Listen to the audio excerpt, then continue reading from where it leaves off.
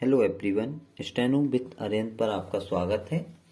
यह डिक्टेशन 85 शब्द प्रति मिनट की गति से मेवाड़ सीरीज से होगी और यदि आप इसका पीडीएफ प्राप्त करना चाहते हैं तो आप हमारे टेलीग्राम ग्रुप को ज्वाइन कर सकते हैं, जिसका लिंक डिस्क्रिप्शन में दिया गया है।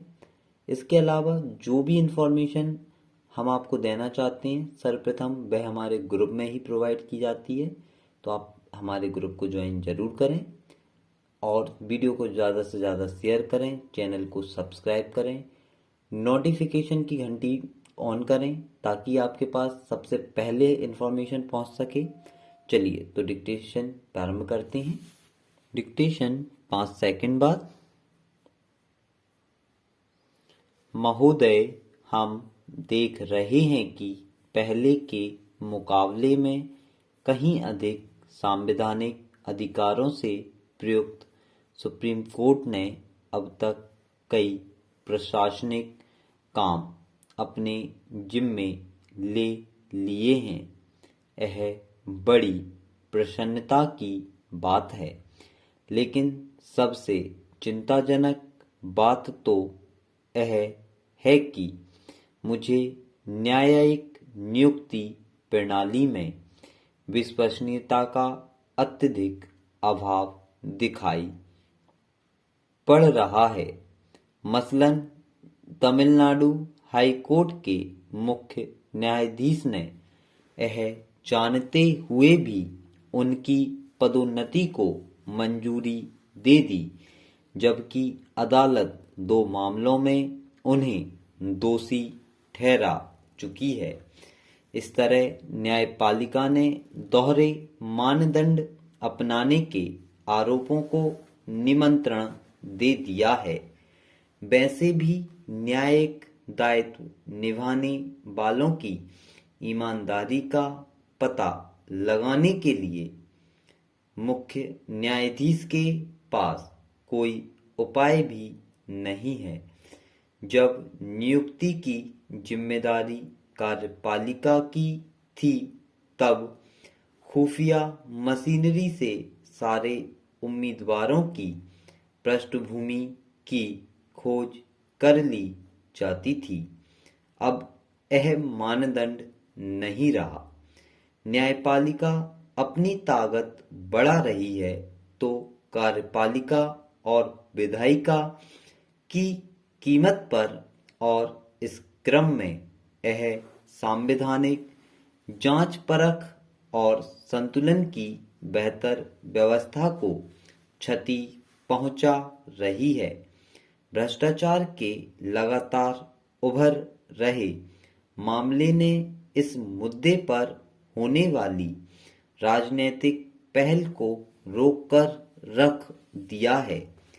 न्यायिक सक्रियता को लेकर संसद का विशेष सत्र बुलाने या उस पर लगाम लगाने के लिए संविधान में संशोधन की सारी कोशिश नाकाम रही है।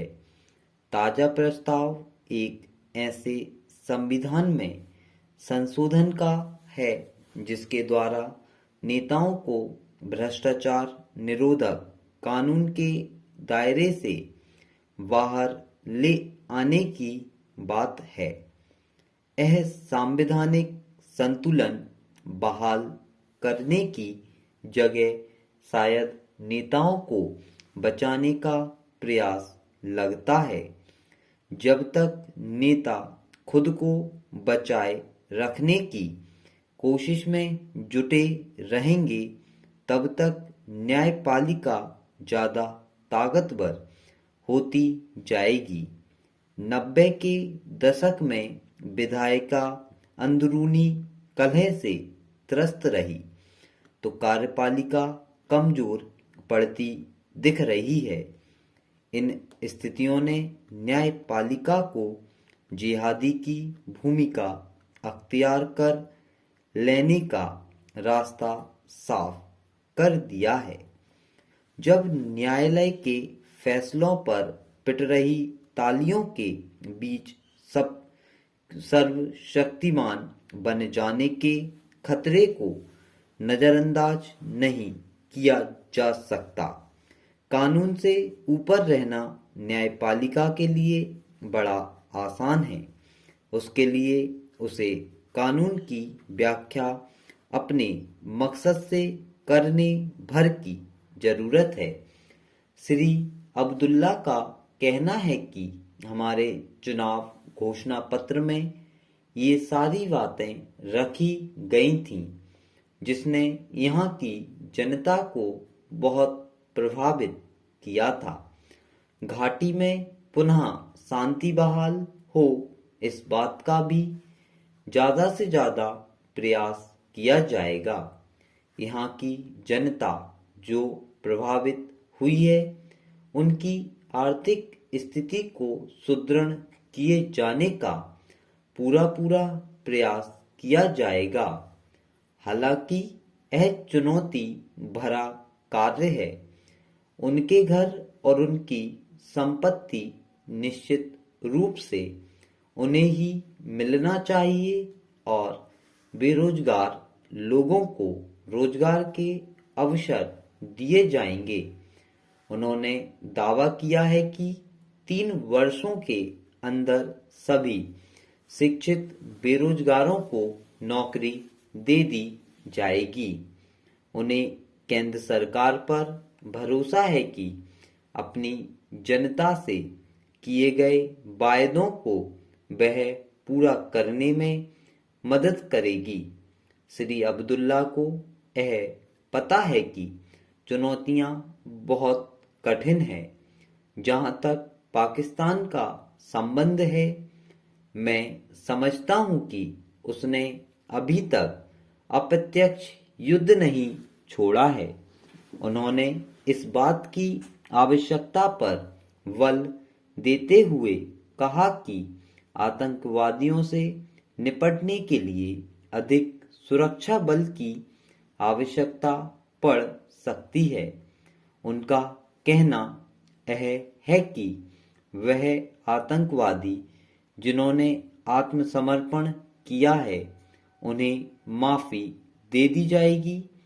हुर्रियत कॉन्फ्रेंस के बारे में पूछे जाने पर उनका कहना था कि अब उन्हें महसूस करना चाहिए कि वे अलग थलग पड़ गए हैं और उन्हें मुख्य धारा में शामिल हो जाना चाहिए। हम उनसे बातचीत करने के लिए उत्सुक हैं।